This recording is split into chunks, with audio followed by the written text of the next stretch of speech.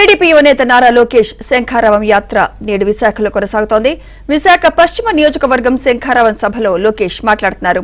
ఆ లైవ్ చూద్దాం. Container ship ని తీసుకొచ్చి కృష్ణపట్నంలో పెట్టారు. అక్కడ నెల్లూరులో ఒక కోటి దొంగ ఉన్నాడండి, వ్యవసాయ శాఖ మంత్రి కాకాని గోవర్ధన్ రెడ్డి. నెల్లూరులో ఆ మంత్రి అర్ధరాత్రిలో ఒక సినిమా తీసినట్టు వీడియోలు తీసి చూడు కంటైనర్ వచ్చిందని చెప్పాడు.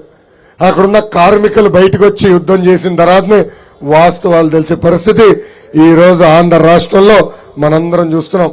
అంటే ఈ ప్రభుత్వం ఎంత అద్భుతమైన నాటకాలు వేస్తుందో ఇది ఒక ఉదాహరణ మాత్రమే. ఇప్పుడున్న పశ్చిమ ప్రజలకి నేను ఒక క్విజ్ చేస్తున్నా, కొన్ని ప్రశ్నలు అడగాలనుకున్నా. సమాధానం చెప్పేదానికి మీరు సిద్ధంగా ఉన్నారా? సమాధానం చెప్పేదానికి సిద్ధంగా ఉన్నారా?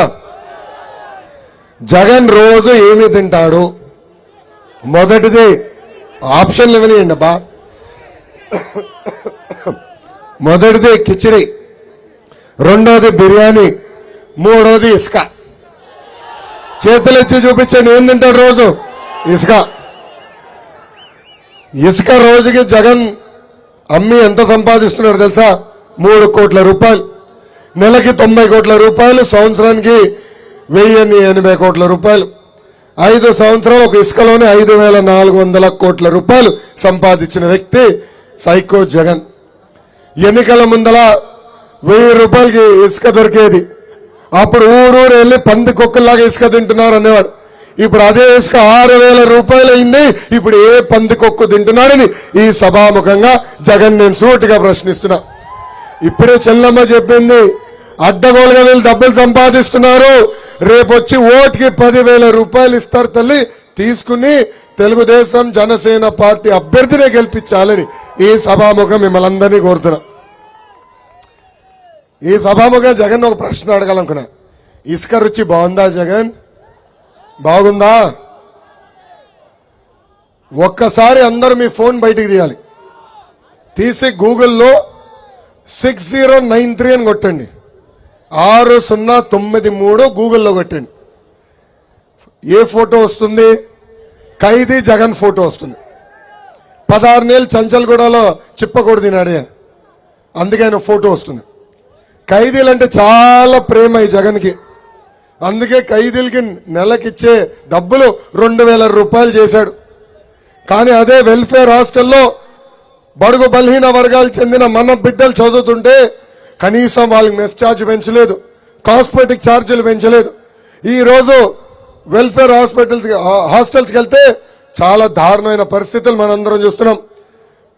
పాచిపోయిన భోజనం అక్కడ పెడుతున్నారు, బెడ్ లేదు, టాయిలెట్లు సరిగా లేని పరిస్థితి మనందరం చూస్తున్నాం.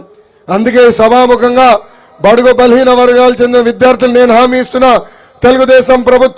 తెలుగుదేశం జనసేన ప్రభుత్వం ఏర్పడిన మొదటి 100 రోజుల్లో మెస్ ఛార్జీలు, మెస్కి కాస్మెటిక్ ఇచ్చే డబ్బులు పెంచే బాధ్యత మేము తీసుకుంటాం. ఇంకా అంతేకాదు, ఈరోజు విద్యా దీవెన, వసతి దీవెన అని మాయమాటలు చెప్తున్నారు. ఈ రోజు హాల్ టికెట్ రావాలంటే డబ్బులు కట్టాలి, మార్క్ లిస్ట్ కావాలంటే డబ్బులు కట్టాలి. అందుకే ప్రజలందరికీ నేను హామీ ఇస్తున్నా, గతంలో ఎట్లయితే స్కూల్ ఫీ రీఎంబర్స్మెంట్ విధానం ఉండేదో ఆ విధానం మళ్ళీ తీసుకొచ్చే బాధ్యత తెలుగుదేశం జనసేన ప్రభుత్వం తీసుకుంటుంది. తల్లి జగన్ ఒక అద్భుతమైన కటింగ్ ఫిట్టింగ్ మాస్టర్. ఆయనకి 2 బటన్లు ఉంటాయి తల్లి. మీకు కంపెనీ ఒక బటన్, బల్ల కింద ఒక ఎర్ర బటన్. మీ కంపెనీ బటన్ నొక్కుతాడు తల్లి, అకౌంట్ లో 10 రూపాయలు పడుతుంది, నేను ఒప్పుకుంటా. కానీ అదే క్షణం ఎర్ర బటన్ నొక్కుతాడు తల్లి, అకౌంట్ నుంచి 100 రూపాయలు ఉష్ అని పోతుంది. ఆ 100 రూపాయలు ఎట్లా పోతుందో చెప్పాలి కదా. కరెంటు ఛార్జీలు 9 సార్లు పెంచి బాధుడే బాధుడు, ఆర్టీసీ ఛార్జీలు 3 సార్లు పెంచి బాధుడే బాధుడు, పెట్రోల్ డీజిల్ గ్యాస్ ధర పెంచి, ఇంటి పన్ను పెంచి, చెత్త పన్ను పెంచి, boom president medal Andhra gold ధరలు పెంచి, ఇంకా కటింగ్ మాస్టర్ అని చెప్పే కదా, అన్న క్యాంటీన్ కట్, పండగ కానుక కట్, పెళ్లి కానుక కట్, విదేశీ విద్యా కట్, చంద్రన బీమా కట్, ఇట్లా చెప్పుకుంటా పోతే 100 సంక్షేమ కార్యక్రమాలు కట్ చేసిన ఏకైక వ్యక్తి ఈ సైకో జగన్.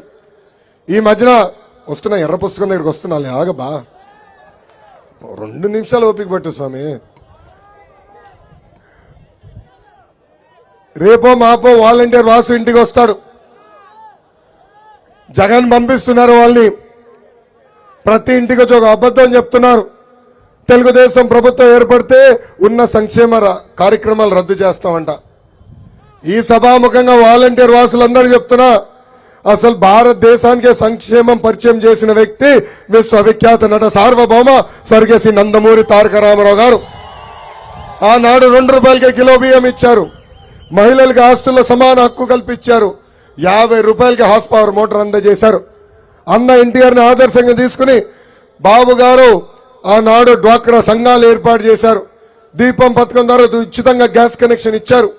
మొన్న ముఖ్యమంత్రి అయిన తర్వాత పండగ కానుకలు ఇచ్చారు, పెళ్లి కానుక ఇచ్చారు, అన్న క్యాంటీన్ ఇచ్చారు, విదేశీ విద్య ఇచ్చారు. ఇట్లా చెప్పుకుంటా పోతే 100 సంక్షేమ కార్యక్రమాలు తీసుకొచ్చిన వ్యక్తి చంద్రబాబు నాయుడు గారు. అందుకే తల్లి మనందరం అప్రమత్తంగా ఉండాలి. ఒక సామెత ఉంది, నిజం ప్రపంచం చుట్టుకుని వచ్చే లోపల, క్షమించాలి, అబద్ధం ప్రపంచం చుట్టుకుని వచ్చే లోపల నిజం గడప దాటదని. ఈరోజు అలాంటి పరిస్థితులు ఉంది. వైకాపా నాయకులు వాలంటీర్లు చెప్పే అబద్ధం దయచేసి నమ్మద్దని ఈ సభాముఖంగా మిమ్మల్ని అందరినీ కోరుతున్నా. మీరు పడుతున్న కష్టాలు మేము చూసాం. అందుకే పవన్ అన్న బాబు గారు కలిసి బాబు సూపర్ 6 హామీలు ఇచ్చారు. దాంట్లో మొదటి హామీ 5 సంవత్సరాల్లో 20 లక్షల ఉద్యోగాలు మన ప్రభుత్వం కల్పించబోతుంది. ఉద్యోగాలు వచ్చే వరకు నిరుద్యోగ యువకులకి ప్రతి నెల 3,000 రూపాయలు నిరుద్యోగ భృతి కూడా మన ప్రభుత్వం ఇస్తుంది. స్కూల్కి వెళ్ళే ప్రతి విద్యార్థికి ప్రతి ఏడా వాళ్ళ కుటుంబ తల్లిదండ్రులకి 15,000 రూపాయలు మన ప్రభుత్వం ఇస్తుంది. అంటే ఒక బిడ్డ ఉంటే 15,000, ఇద్దరుంటే 30,000, ముగ్గురుంటే ఎంత 45,000 రూపాయలు మేము ఇస్తాం. ఇంకా ప్రతి రైతుకి అండగా నిలబడడానికి 20,000 రూపాయలు ఆర్థిక సాయం కూడా చేస్తాం. ఇంకా ప్రతి ఇంటికి ప్రతి ఏడా ఉచితంగా 3 గ్యాస్ సిలిండర్లు కూడా ఇచ్చే బాధ్యత మన ప్రభుత్వం తీసుకుంటుంది. ఇంకా 18 నుంచి 59 సంవత్సరాల వయసు కలిగిన మహిళలకి ప్రతి నెల 1,500 రూపాయలు కూడా మన ప్రభుత్వం ఇవ్వబోతుంది. అంటే నెలకి 1,500, సంవత్సరానికి 18,000, 5 సంవత్సరాల్లో 90,000 రూపాయలు మన ప్రభుత్వం ఇవ్వబోతుంది. ఇంకా 6వ హామీ ఏంటి? 6వ హామీ ఏంటి? మహిళలు ఆర్టీసీ బస్సులు ఉచితంగా ప్రయాణించే హక్కు కూడా మన ప్రభుత్వం కల్పించబోతుందని ఈ సభాముఖంగా నేను హామీ ఇస్తున్నా. అసలు ఉత్తరాంధ్రకి పట్టిన దరిద్రం జగన్ 3 రాజధానుల పేరుతో 3 ముక్కలు ఆటలాడుతున్నాడు.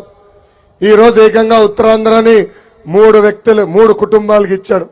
ఒకటి క్యాన్సర్ గడ్డలాగా తింటున్న బొత్స కుటుంబం, రెండోది విజయసాయిరెడ్డి కుటుంబం, మూడోది వైవి సుబ్బారెడ్డి కుటుంబం.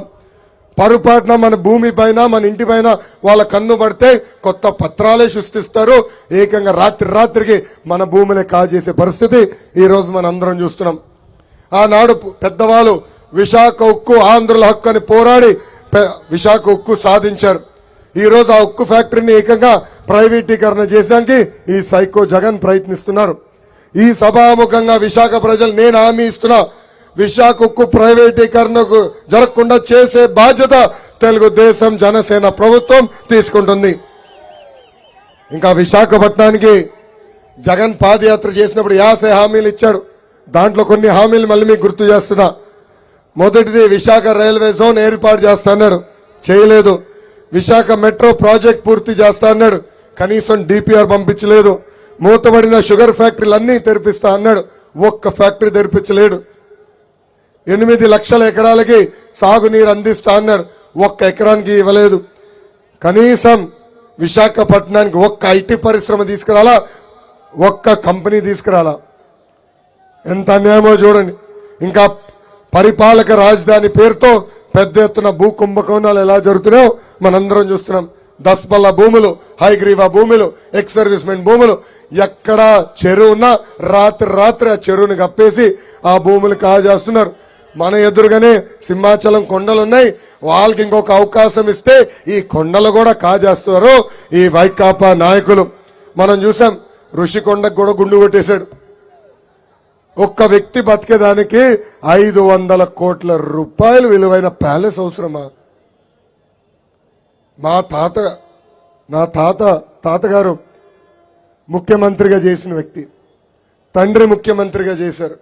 ఏనాడు ఇలాంటి ప్యాలెస్లు మేము చూడ. ఆ ప్యాలెస్లో ఉన్న ఒక్క రూము వాళ్ళు మొత్తం ఇల్లంత ఉండే. ఎంత అన్యాయం చూడండి. ఆ భవనాలు తిరిగి ప్రజల కోసమే వాడే విధంగా చేసే బాధ్యత మేము తీసుకుంటామని ఈ సభాముఖంగా హామీ ఇస్తున్నాం. ఇంకా జీవీఎంసీలో ఎలాంటి అవినీతి జరుగుతుందో మీరు చూస్తున్నారు. పన్నులన్నీ పెంచారు, కానీ రోడ్ లేరు, డ్రైన్ లేరు, ఒక్క ఇల్లు కూడా ఈ ప్రభుత్వం కట్టలేదు. ఆంధ్ర యూనివర్సిటీని కూడా ఈ రోజు ఏకంగా రాజకీయ కేంద్రంగా మార్చారు. అక్కడున్న వైస్ ఛాన్సలర్ ప్రసాద్ రెడ్డి గొప్పతనం ఏంటో తెలుసా? 2019లో ఆంధ్ర యూనివర్సిటీ భారతదేశంలో 29వ స్థానంలో ఉంటే ఇప్పుడు అదే ఆంధ్ర యూనివర్సిటీని 76వ స్థానాలకు తీసుకెళ్లాడు. చెయ్యని తప్పు లేదు అక్కడ. ఆ ప్రసాద్ రెడ్డికి నేను చెప్తున్నా, బీ కేర్ఫుల్ బ్రదర్, నీ పేరు ఎర్ర బుక్ లో ఉంది. రేపు మా అధికారం, మా ప్రభుత్వం వచ్చిన తర్వాత ఎంక్వైరీ చేస్తాం, మిమ్మల్ని డిస్మిస్ చేసి జైలుకు పంపించేదానికి కూడా నేను వెనకాడనని ఈ సభాముఖంగా హెచ్చరిక జారీ చేస్తున్నా. ఇంకా మన పశ్చిమ నియోజకవర్గంగా వచ్చేగల ఇక్కడనే ఎయిర్పోర్ట్ ఉంది, షిప్ యార్డ్ ఉంది, హెచ్బిసిఎల్, అనేక పరిశ్రమలు ఉన్నాయి.